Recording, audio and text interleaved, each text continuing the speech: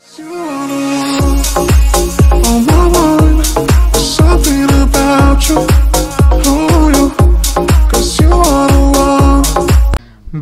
কয়েক বছর ধরে ঈদে প্রেক্ষাগৃহে দেশ সেরা চিত্রনায়ক শাকিব খান অভিনীত একাধিক সিনেমা মুক্তি পেয়ে আসছে।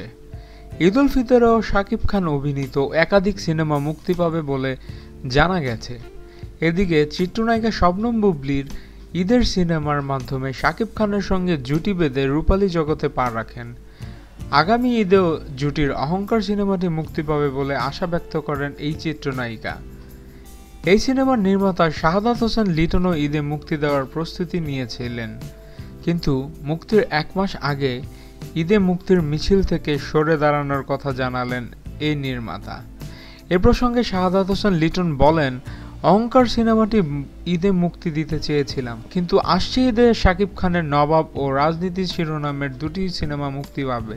রাজনীতি মুক্তি না দিলে আমরা অহংকার মুক্তি দিতাম, এছাড়া বস 2 মুক্তি পাবে। এতগুলো সিনেমার মধ্যে অহংকার সিনেমাটি মুক্তি দেওয়া ঠিক হবে না, তাছাড়া আমাদের হল সংখ্যা কম, তাই ঈদের পর অহংকার সিনেমাটি মুক্তি দেব। গত ঈদুল আজহায় নবাগত শবনম বুবলীর সঙ্গে জুটি বেঁধে বসগিরি ও শুটার শিরোনামের সিনেমায় অভিনয় করেন শাকিব।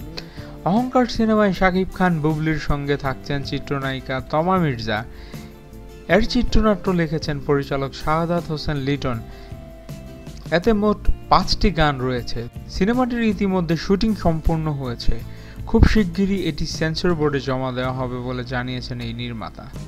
আমাদের ভিডিও ভালো লেগে থাকলে অবশ্যই চ্যানেল সাবস্ক্রাইব করতে ভুলবেন না। ধন্যবাদ।